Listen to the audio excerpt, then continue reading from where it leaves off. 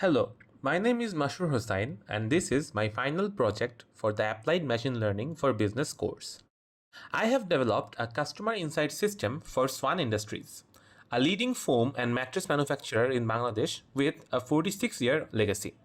Currently, tracking customer sentiment across their social media is entirely manual, which is inefficient and delays responses to critical grievances. To solve this, I built an automated AI-driven dashboard to replace manual review with data-driven insights. Let's look briefly at how this is built.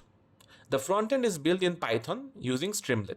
For the analytical engine, I am using NLTK's Vader for sentiment analysis. To make it highly specific to the mattress industry, I updated the Vader lexicon with custom domain words, applying heavy negative weights to words like sagging, hard, or no reply. For the advanced text summarization and interactive chat, I am running a local large language model, specifically Qwen 3, hosted locally through LM Studio. The app communicates with this local model via an API call, which ensures data privacy while providing powerful insights.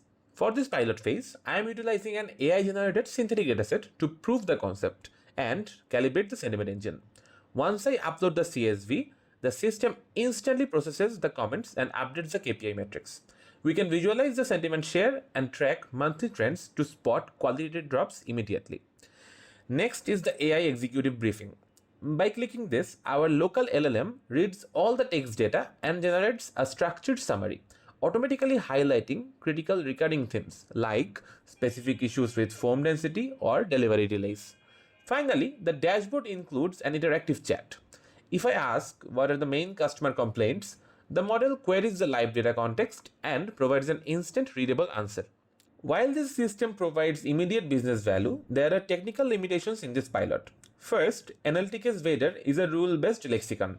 While lightweight, it can struggle to accurately classify deep sarcasm or highly context-dependent complaints.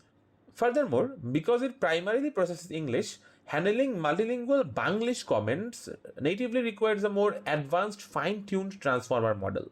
Lastly, running an LLM locally via LM Studio is heavily hardware dependent, which introduces response latency compared to a cloud-hosted enterprise solution. This pilot proves that hours of manual reading can be reduced to seconds of processing. For full corporate scale deployment, the next phase will integrate this dashboard directly with Swan Group's Facebook API for real-time daily feedback monitoring.